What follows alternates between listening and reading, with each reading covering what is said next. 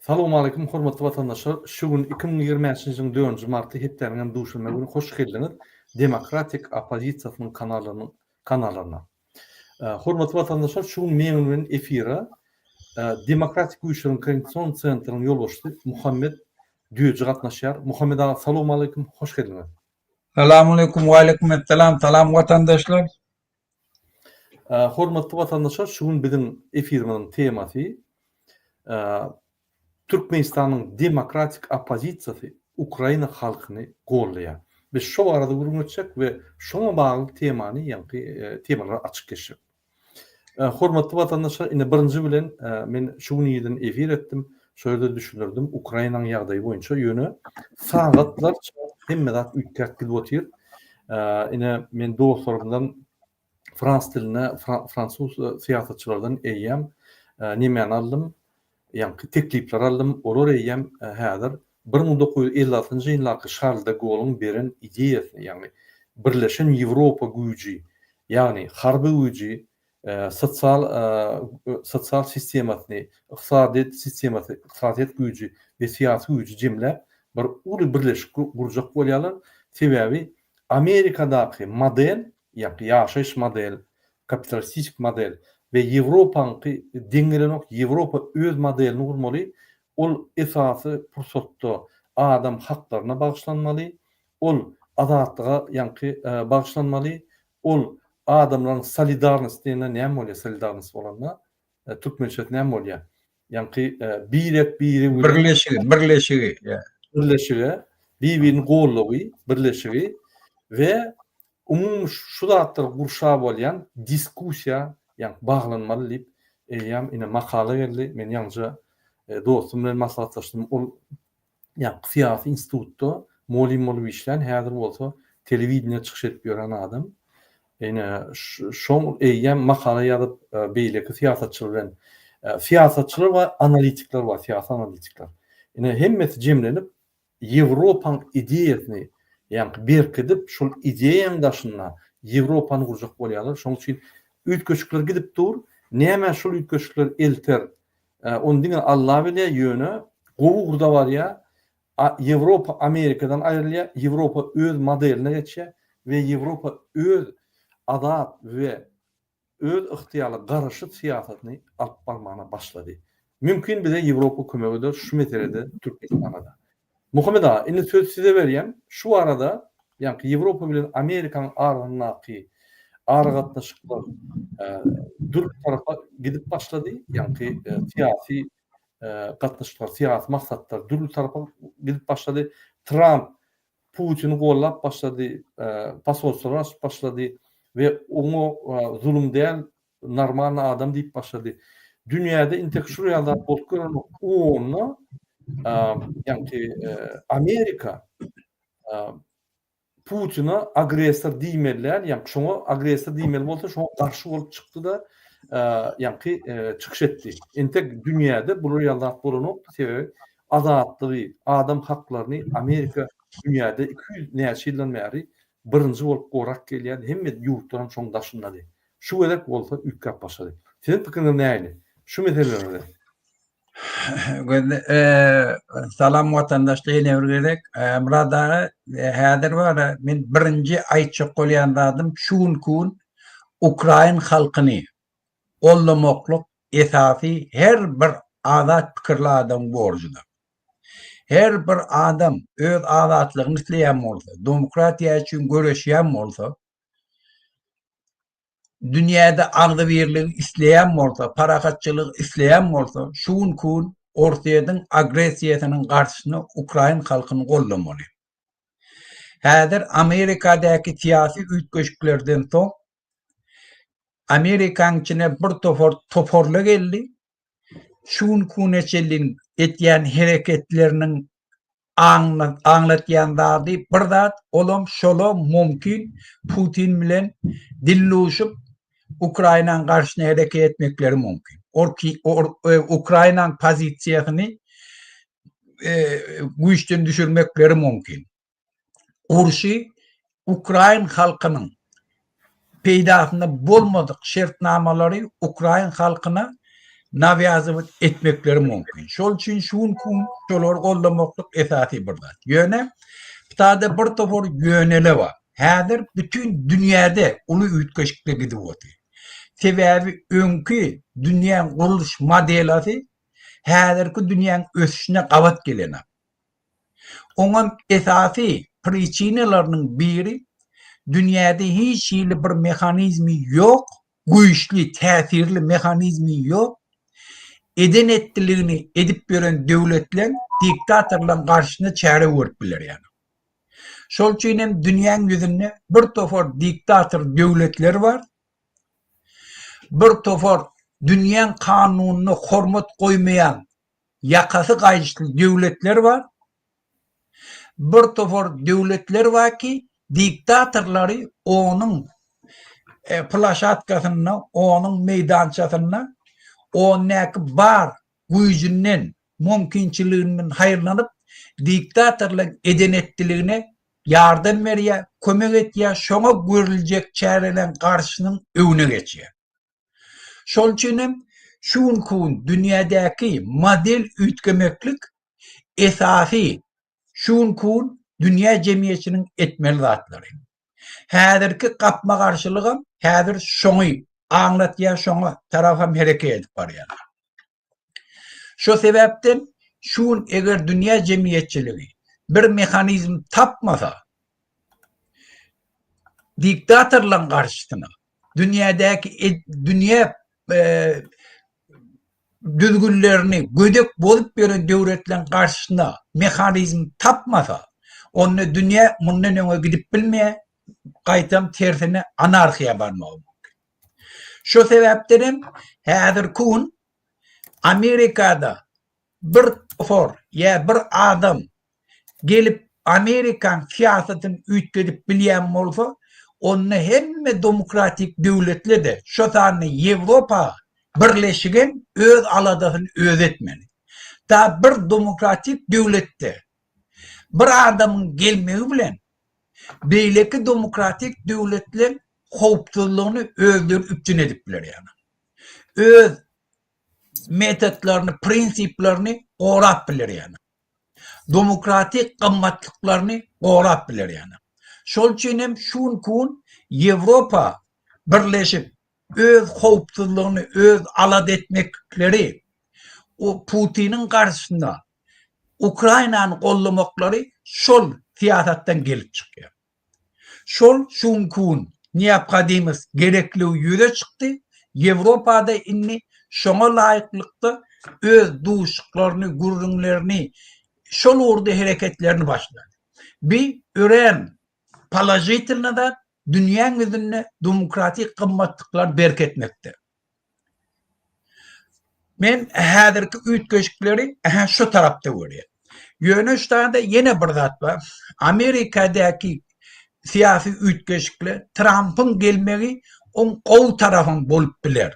Ýöne eger şunu agdyr adamla dogry düşünüp parahatçylyk dünýäde üpçün etmek nokta nazarından hemen Putin'i bir hilledip häzirki etýän işiniň öňüne almak. Yani uruşy yatırıp ortiyeti izolasiya taklap, izolasiýada taklap, Ukrayn halky öz ýurduny düýeldir ýanyk şertler etmekden bar. Eger şonu şun kun Trump edibilse, onda şoňa da ören oýlanşyp çemeleşmeli hereketine. Şu uruşy yatyrjak bahanasy bilen Putinin gollagyna gitmeli ýany.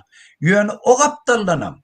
Trump'ın biliyaniyet bilen etýän hereketleri bilen belkim Ukrayn halky ortaya Putinin uruşynyň öňüne geçip bildirler, uruşy ýatyrdylar. Şolaň arasynda adalatly şertnama boldun, dogubor boldun. Şolan bolup biler. Şol üçin hem şun kun biz şu dawaň içinde Ukrayn halkynyň ýerine durmamyz, adalatly parahatçylygyň bolmagyny talap etmegimiz en esasy şu uruşda, şu alyp barýan göreşde öz täsirini goýup biler. Şo sebäpden biz Türkmenistanlılar Türkmenistan'ın opozisiyasi Ukrayn halkını golluyor. Burada men häzir Gatfabulun aydınlığı için doğrudan biz baştan ayağına çelir. Şu uruş başlandığından beri Ukrayn halkının gollak gelýär. Biz protestler edýär, çıkışlar edýär. Gollaw ýanky gollaw üçin köp zatlar edýär. Hatlar ýazýar, golýar. Ine Amerikada Nurjan apa aýak aldığından Ukraynlar bilen protestler geçirýär. Benim barym Ukrayna bark gaýtdyk. Bir näçe gezek Ukrayna adamlarına kömek etdik. Ine Ýewropada bäde protestler geçdi, barıp kömek edýär organizasiýon işlerine we şu protestlerine gatnaşyp çykyş edýär şu ýerde. Ay umuman elimizden gelen edýär. Şoň üçin Ukrayna kolonial ýanky Putinin koloniýasynyň, Russiýanyň koloniýasynyň çykjak bolýan birinji döwlet. Şol çykyp bilse inliki döwletlere ýol açylyk edýär. Şoň üçin gaty bagly, gaty wajyp bide şu Ukraynanyň ýeňişi. Ine men bir video goýayn Muhammed aga. Görelim. Zelenskiy şu videony nimetdi goýdy. La congestion nasale s'aggrave allongée. Cliniquement prouvé. Дорогі українці, українки, сьогодні день. Дорогие украинцы и украинки, сегодня день, ради которого мы все работали долго и очень упорно. Вся команда Украины. Сегодня официальное, фактическое, реальное открытие переговоров о вступлении Украины в Евросоюз. И наша украинская делегация, представители Верховной Рады Украины, правительства, офиса уже провели первую межправительственную конференцию Украины и Евросоюза. І до сьогодні мы были государством, которое получило статус кандидата на вступление, но полной уверенности еще не могло быть, реализуем ли этот статус. реалізуємо цей статус. А від сьогодні, А с сегодняшнего дня это уже точно уверенность. Украина непременно будет полноправным членом Евросоюза.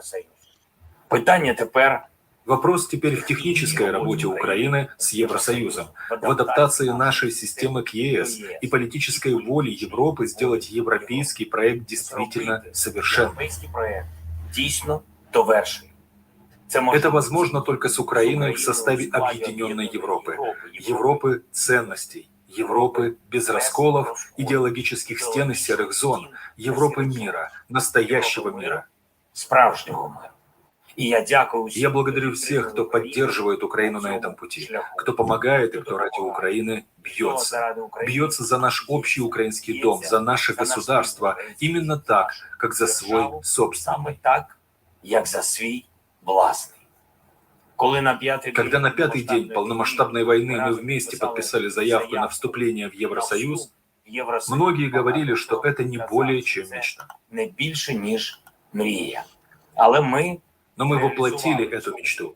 мы выбили это, убедили, сняли каждое из сомнений, которые были. У червні 22-го, В июне 22-го кандидатство Украины было одобрено, несмотря на противодействие. у грудні В декабре Ine iyini dinläp durmaly. Watandaşlar siz özüňiz görüp bilersiňiz iyini. Bärde näme diýär?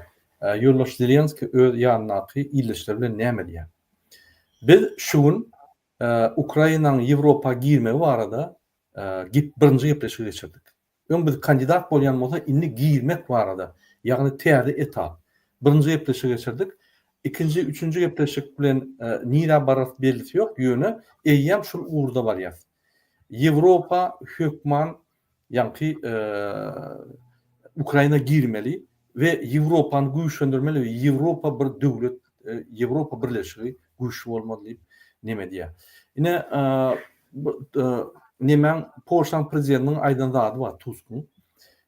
Men geň görýändiň 500 milyonluk bir halk Ýewropa birleşigi. Birleşik diýär. Şoňa 140 milyonluk halk çodanly, ýani Ukraina çodanly. Biz 300 milyonluk halka haýyş edýär bizi goran diýip, ýani Amerika. Biz özümüz bolmaly, özümüz güýçli bolmaly. Bizim ýanky eskerlerimiz bolmaly, bizim ýaraglarymyz bolmaly. Biz istenik ýerde öz ihtiýarymyzy, öz garaşlymyzy gorap bilmeli. Putin şuň çodar, erti çodar, bir gün çodar, ýene taýýarlyk edip, ýene çodar, biz taýýar bolmaly diýip, ýanky Häzir şeýle aýtyp geçdi düýün.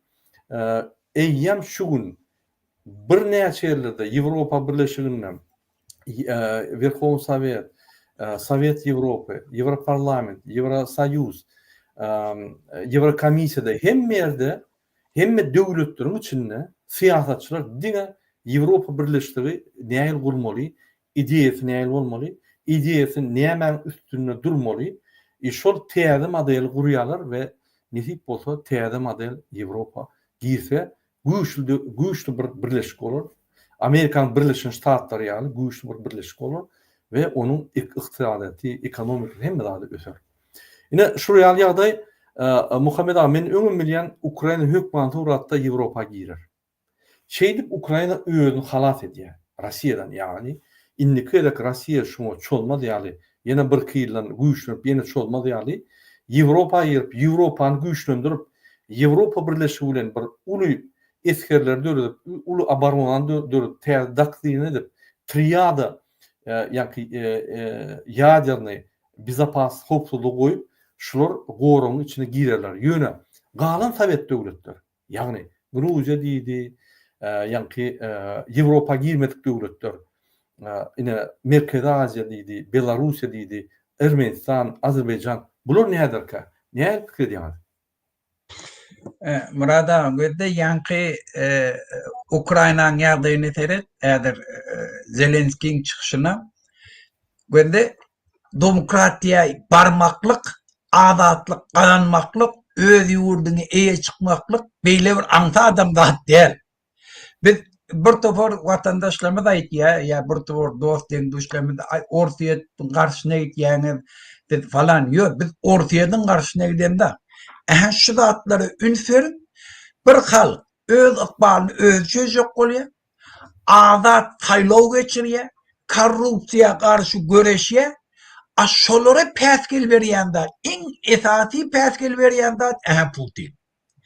Teredin haýsy ýurtlarda azat saýlaw geçýär. Türkmenistanda geçdimi? Ortiýat şol azat saýlaw geçdi diýip gollaýar. Tajikistan'da vapşa opozisiya gatnaşmany ýa-ni ýakynlykda saýlaw geçirdi.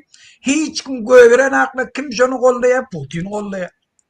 Nirde diktatorly bolsa, öz ýurdyn talasalar, öz ýurdyna azar berseler, öz grajdanlaryny türmäge atdylar, türmelerde zorlasalar, Putin şonu gollap bütün dünýäde çykyşady.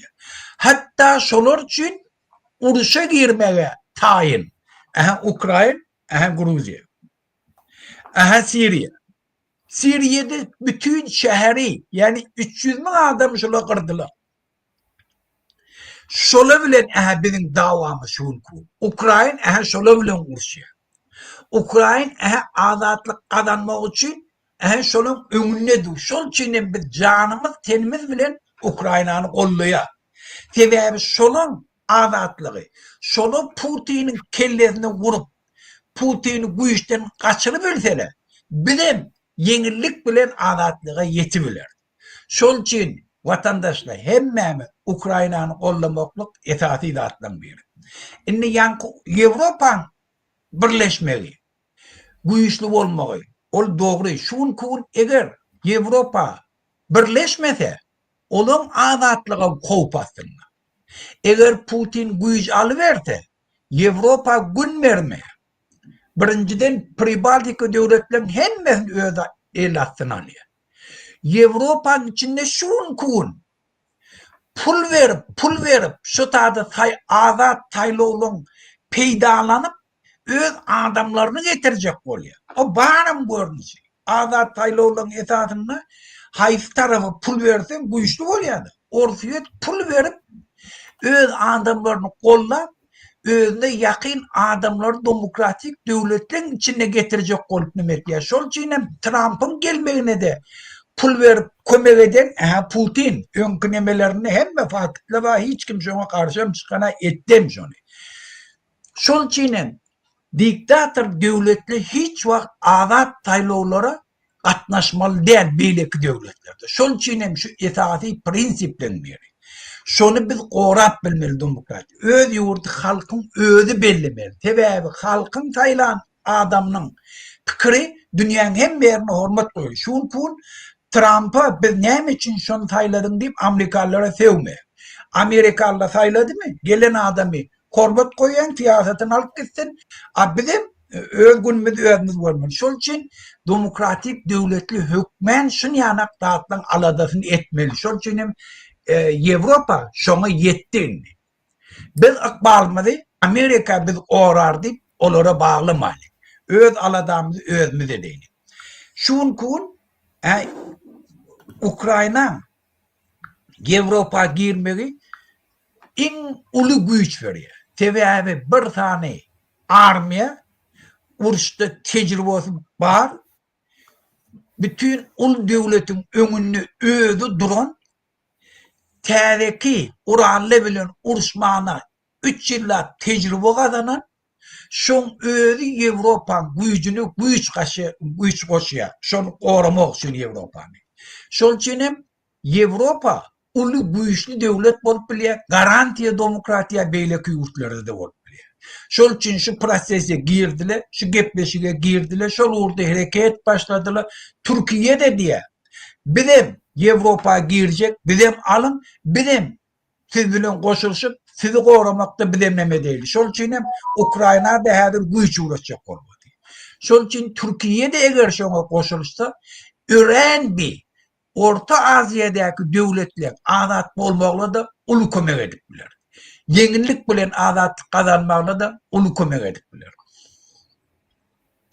Bolya. Doğru yani Muhammed ağa. Ne biz Rusya karşı değil. Bir vatandaşımız dedi ya. Rusya karşı olmanın yanlış fikir ediyen Putin diktatör bolsa da Rusya'da yaşamak kovudur. Elbette Rusya'ya yaşamak kovudur. Türkmenistan'ı göre yaşamak kovudur. Yani o yaşayışım yaşayış derler. Anladın? Ola bir ikinci şu yer TV bayrakları bolun devlet oraya yaşamalı. Bay arkın yaşamalı. Eğer de şu gün siz Rusya'da demeyen değilsiniz. Eğer ki biz karşılığımız alanlar Rusya çözse siz ne mi diyecek? Rusya'da demeyen çözsün. Biz yine koloni etsin. Biz adatlıkta yaşap bilemdik. Biz bir kulçulukta öğrenşün. Bize bir hocayın gerek hükman. Biz şu hocayla yaşamadık. Biz alcarıyat. Yerti hem de ihtiyar elimizde olsa ihtiyarlık. Biz alcaraf deyip fikir ediyoruz. Hükman suratda Türkmen adat yaşap öğrenmeli. Ve adatlığını hiç vakit gidirmeliler. Önkü yıllar yaşadık ha. Rusyan koloniyasının aşağına düşmekle. Hədirim yaşamalı. Biz hədir koloniya olmalı, biz devlet olmalı. Biz hədir formal devlet. Formal bir taraflığımız var. Formal karışlığımız var. Putin bir zat deyse böküp yola iksan et. Şunun için oraya devletimiz mi yok, oraya nimemiz yok. Şol Sovet Soyuzu'nun kasabından bir Türkmenistan, yönü önkü Türkmenistan, hədir Türkmenistan'a göre kas koğudu, hədir şonça da yok. Şunun için biz Ukrayna'nı qollamalı.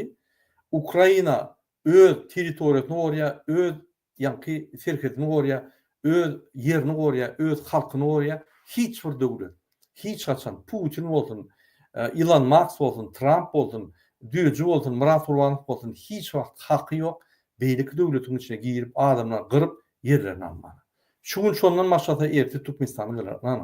Şunun için ay Putin'e da deymen, Putin ne mi diye Avrupa gerek. Bir de Avrupa gerek, bir de Türkmenistan gerek. Bir de adat Türkmenistan gerek. Avrupa'yla işimiz yok. Yönü misal hükmüne size görközüyor. Şunun tapavını. Ne yapıp Ukrayna Avrupa'ya girecek oluyor. Ne yapıp Ermenistan Rusya'nı taşlap Avrupa'ya girecek oluyor. Ne yapıp Azerbaycan Avrupa'ya girecek geliyor. Ne yapıp Gruzyan Avrupa'ya girecek geliyor. Ne yapıp hem devletler Avrupa'ya girecek geliyor. Sebebi sana hormat toyarlar, senin haklarını koruyorlar. Devlete hormat toyuyor. Bir birleşik var, bir hormatlanan bir prostranstvo var yani bir meydança var. Yine şunun için Avrupa'ya geliyorlar. Ne yapıp hem diktatörün çağları Avrupa'da okuyor. Ne yapıp öz yurtlarını oraya koyuyan olsa ne yapıp yine Putin'in çağları Avrupa'da yapıyorlar. Avrupa investisiya yapıyorlar. Lavrov'un çağrısı Amerika'da yapıyor. Ne yapıp bir topur Rusya'nın yolbaşçılarının çağrıları Avrupa'da yani mülkleri Avrupa'da. Ne yapıp Türkmenistan'a Serdar Berdimuhamedov Şveysariyada okudu. Ne yapıp Türkmenistan'ın torunu? Ne yapıp? Sebebi Avrupa size şeyde bir mümkünçilikler var ya başka devlet vermeden olsun. Şoň üçin şol Ýewropa gelip Mur- bilim ugdan güýçli, Burada benim bir kağıday deyin şu akılına. aýdym. Yani burada Avrupa demek yankı aydınlatılan sen siyasi nemesini ayttın da. Gözlemen şu durmuşta nähil oluyor. Birinciden şu yurtlarda korrupsiya dolu görüşülüyor. Hiç iyili karşı yok. Yani hükümete gelen adam oğurluk etmiyor. Hükümetteki işleyen adamla dastoyunu aylık alıyarlı oğurluk etmelidir yani. Şol için dastoyunu aylık dönülüyor. Karılı hemmesi pensiye alıyarlı. Hiç kim pensiyesiz kalına.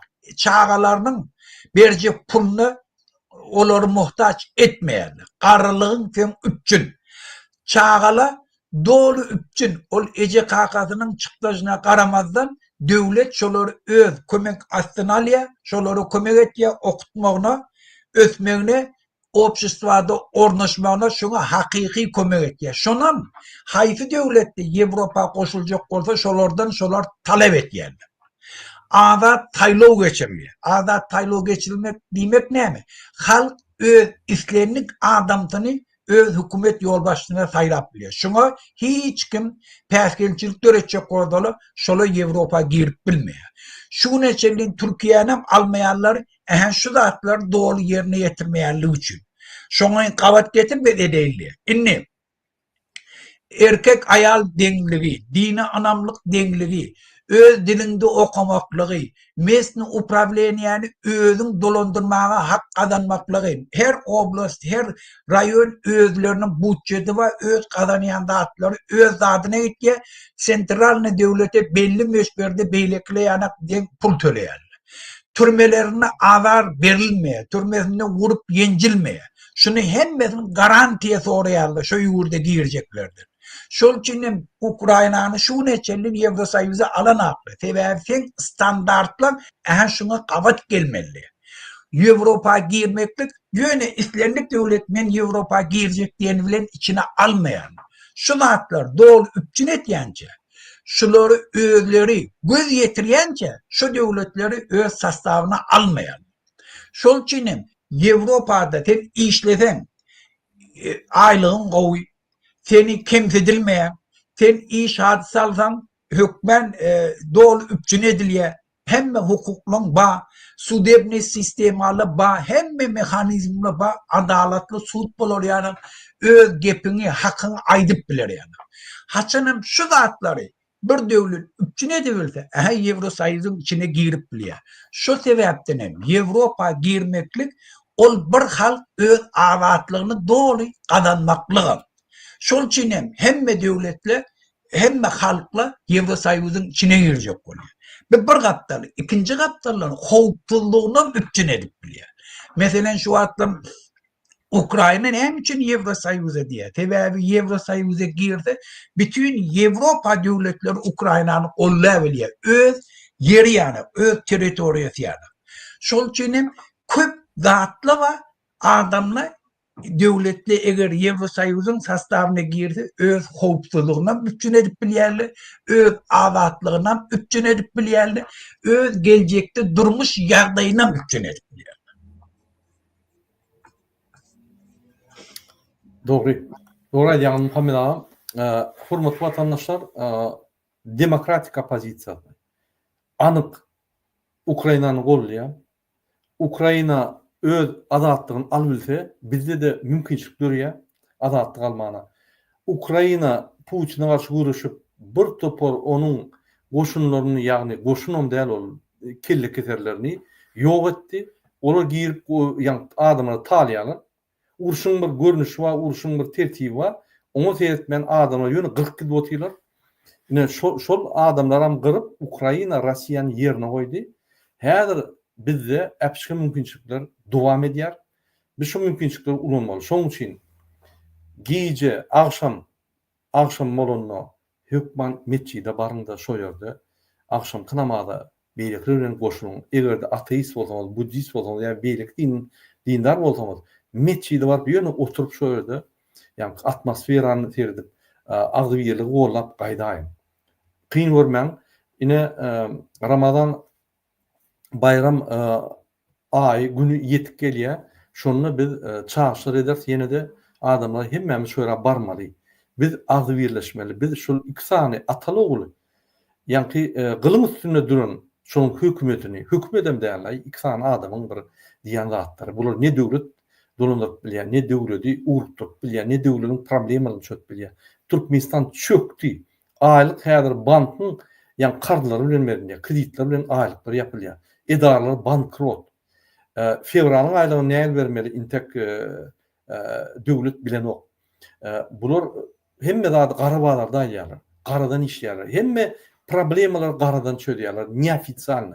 Ofitsialny hereket etbilen oklar ukyplary ýok. Ofitsialny hereket edenne bir topar jogapkärçilikli, hakly hereket etmeli. Bular ömrüni etgürmeli. Şoň üçin egerde bir berk durmuş, ofitsial durmuş, kanunly, jogapkärçilikli döwlet, häkimet, halk kurjak bolsak, jemgyýet kurjak bolsak, bize täze sistem gerek, bize täze adamlar gerek. Bu adamlar bizi onu eltip bilmeýär. 33 ýylda gördük. Bular başardygy öz keşbini, suratyny, atlaryny, doğru garnaşyň atlaryny goýup pullary oglap gidip ýörler. Halk bilen ne işler var, ne problema çödýärler. Indi Muhammed aga men bir video görkezýin. Şunu da ünitip seyredelim. Ýalnızca sen bana iweren videomy görkezjek bolýan.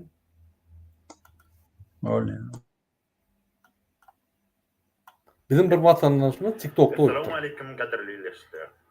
Men şu kysymda Kronika Türkmenistan diýen bir habar terişden saytyna goýulan bir habar hakyna öz pikirimi aýtmakçy.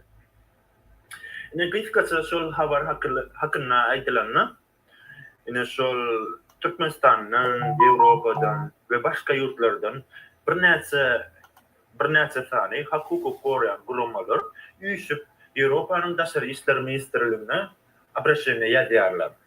Olaryň abraşenýesi näme bagşlanan? Näşe Ýewropanyň daşary işler ministrligi şu ertir mart aýynyň 4-üne Aşgabatda şu Türkmen hökümeti bilen duşmak üçin ýörite bir streça barýar. Duşuşga barýar. Onsoň şu abraşenýede şoňa bagşlanan. Ine şu Ýewropanyň daşary işler ministrligi Kaja Kallas şu aýal şu daşary işler ministrliginiň şu Estoniýanyň primer bolup işlenýär. Onsoň şu gurulmalar şu Kaja Kallas'dan näşeler haýat etdiler.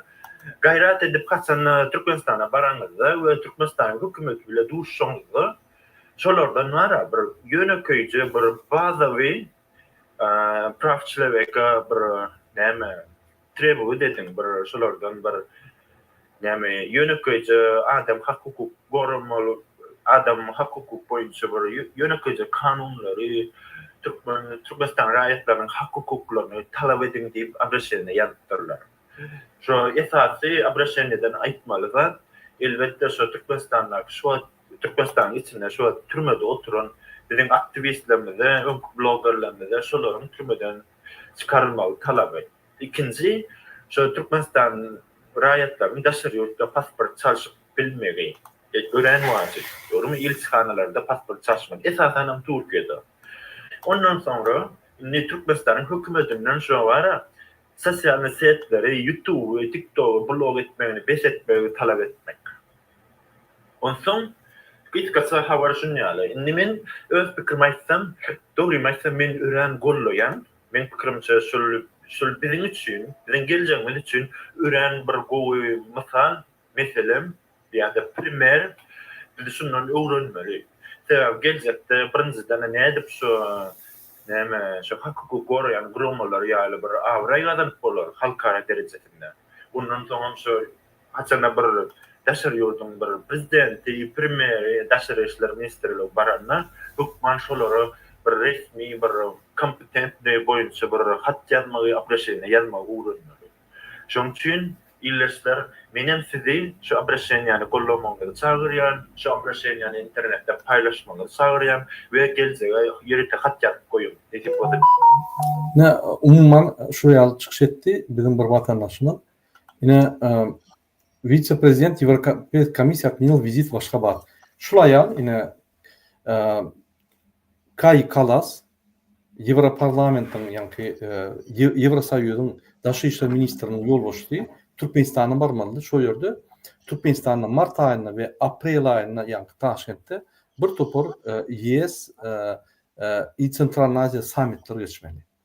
Indi Ýewropa Merkezi Asyada öz ýanky siýasatyny ýürüdip öz awtonom Amerikadan awtonom siýasatyny ýürüdip özü gymylap başlady. Bu bir gowy alamat Türkmenistan üçin. Şoň üçin diktatorlar arqyn bolup durmasyn, Trump gelip biziň arkadamyza emele gelip Ýewropa öz ýerine ýanky hereketleri eder. Şonuň üçin biz doğru bellek geçti ýanky watandaşymyň biz hatlar ýazmaly. Ene şula ýazmaşala hat ýazmaly. Ýewropa Birleşiginiň daşy işler ministriniň ýolbaşçysy. Bizim öz-özümizde hat ýazyp hökümet suratda şuňety uradyk haty. Şo ýerde Farhatdan başlap ýanky Murat Düşemow, Halykov derler ol şo ýerde oturan adamyň hemmetiniň atlaryny tutup şoldan birinji bilen habar alyp diýip taş eder. Ine Muhammed ağa sen näme görýäňiz? Ýewropa Birleşigi Merkezi Asyada öz aktivnostlaryny ýanky ulur diýär. Şular Amerika USAID'a indi çekdiler Amerika. USAID'ın indi olur ýaly finans mümkinçiligi ýok. Diňe bir näçe Afrikada keseller üçin büdjet goýdular. Olam speed diýdi, ýene bir kesel gaty bir ul virus var. Şoňa garşy goýdular finansiýerowany galan ýanky büdjeti ýapdylar. Indi USAID işlerde Türkmenistan'a, Merkezi Asya'da bir topor cemiyet öttürmeyene programları geçirýärdi, olur yapıldy. Amerika yapdy onu. Ine Ýewropa öz gelegine uğralıp gitmese, ondan Merkezi Asya'da diktatorlar öldür, boş kalýar ve yine de gizliň hereketler edip, halky edip, gırıp, yani öz siýasatyny ýürüdürler. Sen näme pikir edýäň? Ýewropa näme etmeli? Murada birinciden şu qowdatda hökmen şu döwlet ýolbaşçylaryny islendik döwlet Türkmenistana baranlar Türkmenistanyňky adam hukuklar bozulmagyna üntün çekmeklik, şolardan talap ettirmeklik we Türkmen döwletine basyş ettirmeklik. Bir kanişler belli bir derecede öz täsirini goýar. Indi Ýewropada hökmen şonu birinci öz ara gatnaşygyny goýjak döwletler bilen ara gatnaşyk etjek bolsalar şonu şu şertler talep etmekler güýçlendirmeli. Şoň ýapga diýmizde gerekligi ortaýadan ýagdaý bilen Ukraina amkyny görüp ola agresiw özlerini alyp barýar. Diktator gollaýarlar, diktator üçin şu zatla gerek. Men başga bir zady ünitjek bolýar. Şoň Türkmenistanlylar, aktivistler, köp adamlar öňe çykyp şuň ýanak videolar goýýarlar. Şuň ýanak internet ulgamlaryna çykyşlar etýär. Şu ören gowy hereketler, şu bir halkyn ayağa gallygynyň alamaty. Şu hemme kişi umid döretýär. Ýaş oglanlar şuň ýanak çykyş edip internetde goýýarlar. Şol üçin men uğratdım. Gör ähäneki adamlar Türkmenistanly näýe hereket edip başladylar. Ýöne bilen biz çäklenmeli. Bereketler bilen çäklenmeli. Hat ýazmaklykda gowdat ýöne şuny şu çykyşlar, şu talaplary täsirletjek boldum. Täsirlerini duýarýana etjek boldum. Daşary ýurtda biz başga hereketler, talaplamady güýçlendirip biraz ahar gadaply hereketlere başlamaly. Täsirli hereketlere başlamaly. Diktatorlar ola bir binamız. Ola bunu ancak geple bilen hiç adam etmeýär. Güýç görmeseler. Şu güýçi görketjek bolsam, onlar ahar gadaply hereket etmäni öwrenmeli. Meselen şu atlan Türkmenistan'na türmeler dolu adamlardan. Men aýdaýyn göde islenlik adam türmeye basarlarına şonu adalatly sud edilýär. Mümkin bir cinaýet edem bolsa. Ýöne 5 ay ederek 10 ýyllap berýär.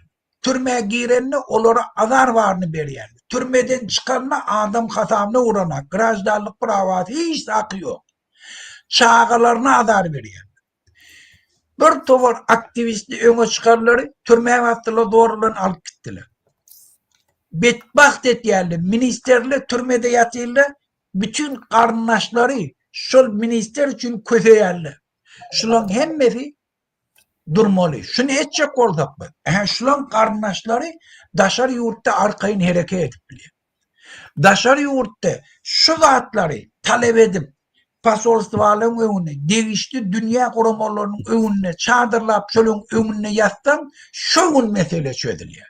Şonna ýankyýanak adamla baranna o Cenevada hornetinin grajdallaryny öz karnaşlaryny, aktivistlerini türmeden boşatjak bolup, ähneki ýatyrla çadırlap. Şonu çözmesen, sen bilen gepleşmeýänem diýip bilýär. Ýöne häzir baranna ola diňe şolar köşeşdirjek aýtýarlar, aýtsa da ola da düşünýär, bulan düşünýär, bolýar diýär-de gitýärler.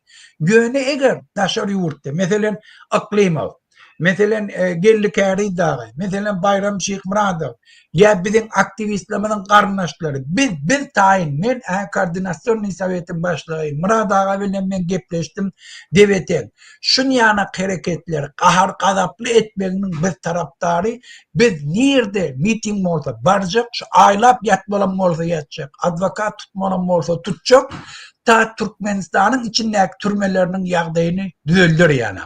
Aktivistler türmeden boşadır yani. Adalatlı su bulur yani. Komisiye döredin, barın durun. Daşar yurtta Türkmenistanlı pasportu köşenip böldü.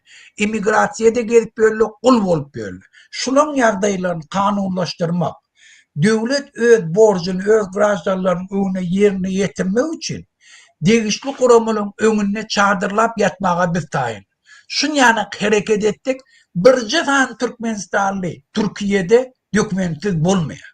Bir cıhan Türkmenistanlı Türkiye'de bir kanun köşenmeye. Bir cıhan Türkmenistanlı Türkiye'de kul bulmaya. Şunun hemmesini kazanıp oluyor. Şunu dünyadaki bar şartnamalarda görkedilen devletli borçlu şuları etmeli. Yöne biz şunu talep edip bilem de. Hat yazmak hava doğru. O üntinecek yani şunu yanak var son yatya bollu. O hatı şeyle koyarlı kutur. Yöne şunu talep edip şunun önüne yattım. Degişli kuramalın önüne. O zaman olasam oluyor tutup git yerle taşı meselen çözmeni. Komisiye döret yerle bizim ait yanınız doğru mu ya ne doğru mu? Ne doğru olsa o siz yalan sözleyenin. Siz Türkmen devletine töhmet atacak olayanın. Ahanekede dokumentle hem bizim dokumenten ma kanunu işleyemiyor. Barın olsa Türkmen devletine ey karamdardır. Adam hukuk deklarasyonu kabul ettiniz mi? Kol çektiniz mi? Dünya şartnamesini kabul ettin mi? Onu yerine getirdi.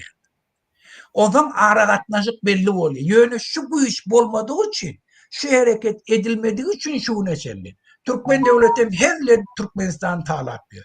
Aktivistler türmeye basıklıyor. Devletlere pul veriyordu. Erdoğan'a pul veriyor, gaz veriyor, yine karnaşına anırda kontrakt veriyordu. Bizim aktivistlerimizin giyinin Türkmenistan'a uğratıyor. Şol için vatandaşlar kahar kadaplı hareket etmeyeni öğrenmeli. Ağzı bir, kurumaçılık hareket etmeyeni öğrenmeli. Şun kun bizim halkımızın şu zamanın talabı bizden şu. Hatta Trump'ı hareketini şu atlam.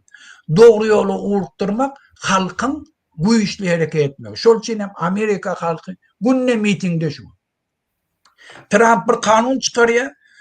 Suda ardaya diyorlar. Sud kararını yatırıyor. Trump bir söz diye ertikun köşelerde. Onun Zelenski'nin meselesi boyunca ormasarı Zelenski'ye birdat dedi. Ayalı bilen bir kurorta var ya iskinem edilen o dağdan iskinem. Trump'ın. Adamlı evinden çıkıp götüne çevip kovup koyverdiler. Gelmeşte gümün çekti. Halk şunu yanak var. Amerika halkı şu neçenin demokrati için görüşüyor. Trump'a doğru sayladı. Hormat koyarlar o bol. Yöne edecek işini ettirdi ne yapla. Ne için? Halk kahar kadaplı, ör kadamını görk ediyorlar. Bizim şey etmez. Bizim hakkımız var. Eğer bir namus olmasa Bayram Şyk Muradov, Aklimov, Hanamov, yine beylekli karnaşlarını öldürdüler. Toplap, türme, şu neçelinin ikbalları belli de. Ece kakalar yatıyla ağırda, karnaşlar yatıyla. Bula ota kat yazdım. Solar diri görkedim. Hey diri o neymiş o gelenine Amerika'da teyze prezident bolonne berdi Muhammed. Jurnalistlere sorak verdi yani. Şu sorak verdirenni begen yani. O da diye ay bilemem şu dirim olmak mümkün ya. Şu cevap bolsa da ardına vermene. Hey haram da. Sen ne elli?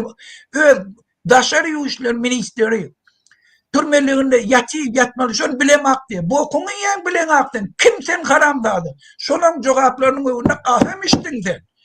Ve bula hislat diyenek apozisyon ön kontrol ediyordu. Şunun için kontrolden çıkmalı ben.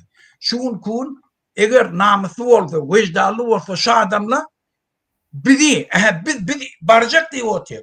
Şertleri bilen var ya gelin deyip tülfurlar cana deyip bizi yığına giyeceğin neydi yatmalı. Bari Şeyh Muradov nir dedi.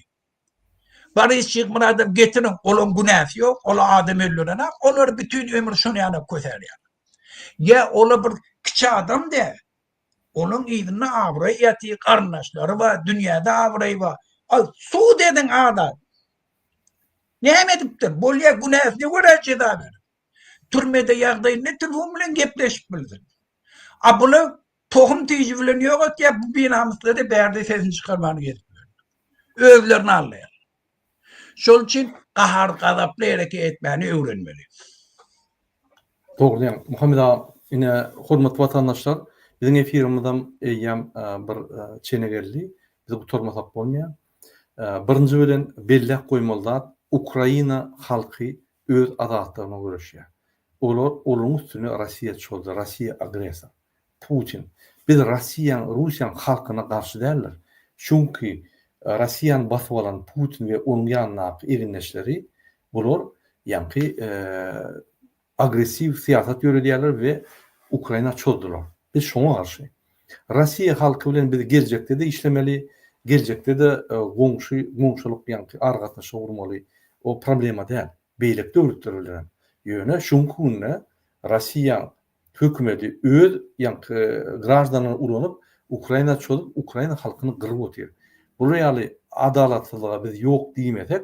Erti Türkmenistan'a geleni hiç kim kalmadı, hiç kim yok diyemez. Şuraya komşunun geleni biz hükmen aytmalı ve onun arkasında durmalı. Eğer de biz onun arkasında durmasak, erti bizim üstümüzden çotsalar, kim bizim arkamızda durur? Hiç kim durmaz. Biz şey diyem yani Rusya'nın gulu olup ömürlük kalır. Şunun için hazır moment Rusya qoğuşuya biz öz ihtiyarlığımızı, öz adatlığımızı almalı. Ofitsialni и реально. Hazırki günde bizde formalna var yönü hakikatten hem yok. İnanın Putin ne mi deyse böküp etmiyorlar ki. Şu Putin'e yarıncak olup bara özünün nimetini yitiriyorlar. Huşunu yitiriyorlar. Sonra yallaklar. İksan yallak Türkmenistan dolunduruyor ve Türkmenistan'ın ötüşü, Türkmenistan'ın geleceği, Türkmenistan'ın arduguları, özümüzün ardugularımızı bizim yani akmak yal şunun et bilmeyecek zatlarına ardu edip getiriyor yine bir gün olur. O yerde işleyat, bir yerde işleyat, zahane uğrayat, maşinler aliyat. Şu edip diyor, erti düzülür, bir gün düzülür. Hiç vakit düzülmüyor. Absolutno. Harekete girmeseniz hiç vakit düzülmüyor. Bütün dünya, beylik planetalar, kosmostak planetalar, demokrasiya geçip baktı yaşap başlasalar biz düzülmeyiz. Biz turmasak bolmuyor. Şunun için ödüm tur, komşunu dur. Şu mesele gelmeli, biz şu meseleyi çözmeli. Önümüzde şu yani mağlayımızda dur şu mesele. Varyant yok, çözemeli. Eğer de halk olacak olsak, millet olacak olsak, devlet olacak olsak. Şunun için hükümeti işleyen adamlara da yüzleniyen. Fikir etmeyin, ay bana pul veriyen men başarayan pokum yok. Başarayan pokum köp. Eğer de men yeköydüm, çıkış edip adamları bilinmep bilen olsam, men adamlara motivasiya berip bilen olsam, sen hem öz yerinde küçük hareketi özün bilen ne etmeli? Etmeli. Biz şuraya her adam, vice-premier, minister, MHM başlığı, ormantarları, polis, çoponlar, yani potrotaklar, hemmemiz, biznesmenler hemmemiz hareket etmeli. Alaç yok. Devletimiz alacak olsak, koruyacak olsak. Yine aşağıda 3. maddan yani esası mazmununu men nimede boy veriyen seyredip durun, okap durun, şu efirin devamında aýlanyp durdy. Şo ýerde ýazylgy. Türkmenistanyň öz ygtyýarly halk tarapyndan amala açylýar. Halk döwlet häkimiň ýeketek göz başydyr. Şunu unutmaň, hormatly watandaşlar, bizim başga nämämiz ýok. Diňe konstitusiýa esaslanyp, halkyň hiç böleginiň, hiç bir gurumanyň ýa-da aýry-aýry adamyň döwletde häkimeti elime haky ýokdur. Ine şol Gurbanuly Serdar Berdimuhamedowa günden güni aýdylýan zat. Muhammed abi, eger başga adyňyz bolmasa, efir bu taraýa ýapaýyn. Men bir da aýtjak belejek Murada. Gözde şuň ýaňsem owda nimetdim. Orsiýet inni öňkäne guraly dünýäde ýok. Orsiýet kanişna uruş bilen ýeňip bolmaýar, oň elini ýadyrny ýarar we şol üçin dünýä jemgyýetçiligi inni şuňa göz ýetirdiler. Uruş bilen ýeňip bolmaýar ýöne orsiýet 3 ýyl mundan öňçäki orsiýedandy. Dünýäde hemme wilýaniýeti gaçdy. Materialny tarapdan düşdi aşağı, iqtisadiyeti dargaty, häzir diňe baýanny zirewonda zat bolança halkyň eline bira pul ýetýär, ýöne uruş dursa, öňküden beter problemeti köpelýär, uruşyň ýagdaýyndan hem beter problemeti köpelýär. Dünýä bilen hiç ýyl ara gatnaşyp praktiski ýok.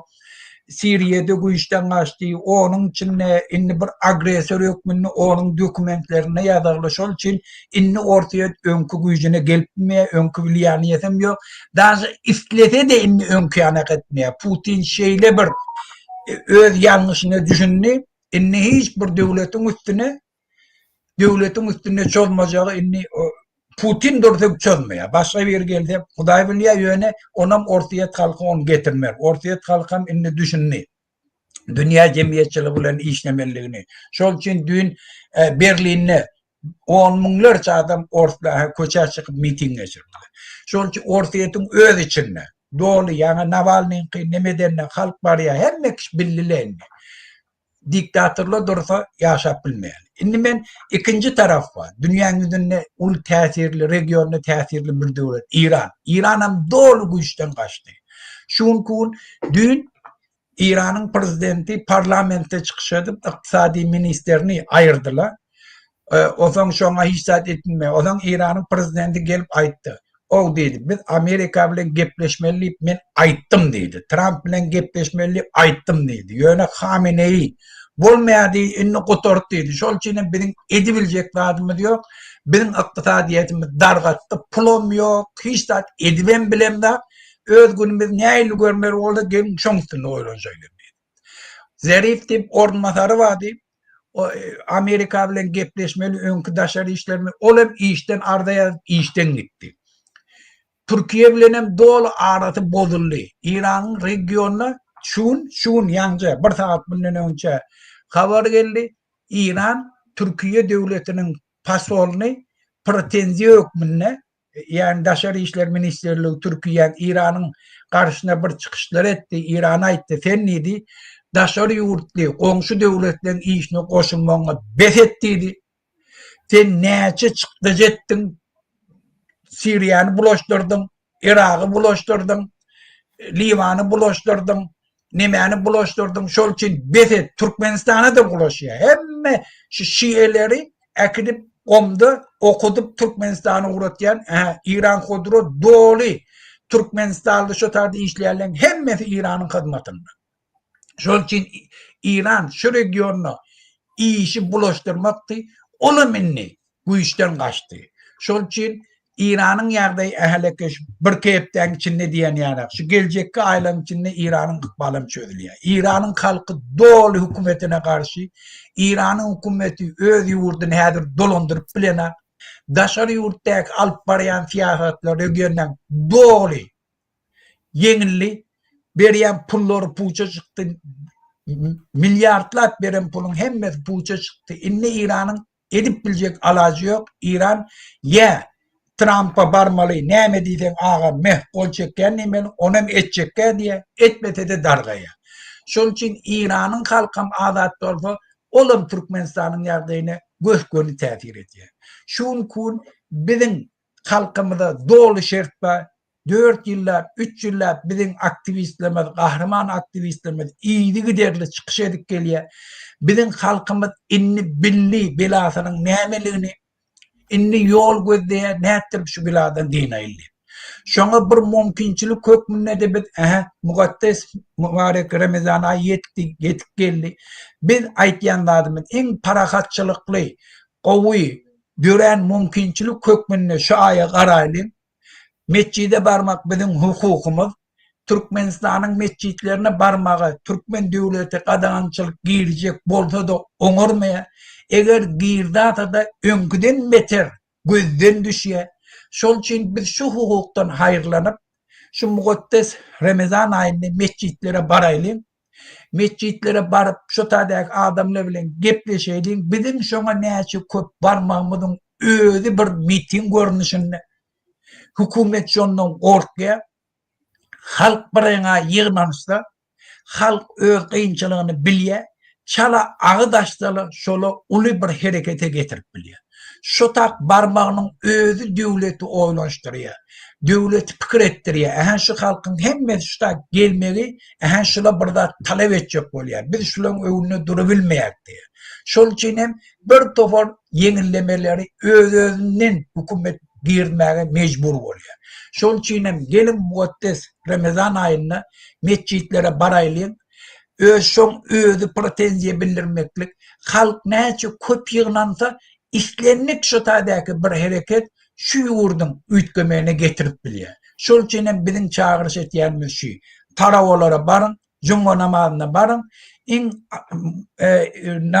Ramazan aýy gutaranyň aýt namazyna köplikleýin baraýly. Belkem de mümkin öz islesek. Şol üçin şu islegimiz hökmen yerine de ýetýär. Sebäbi Berdi Muhammediň absolut hiç yerde diregi ýok. Ne dünýä meşberinde, ne moralny tarapda, ne kanuny tarapdan, ne psixologiski ola bir zatdaky halkynyň öňünde durup berdi. Ne döwlet gurulşy olan hyzmatyna.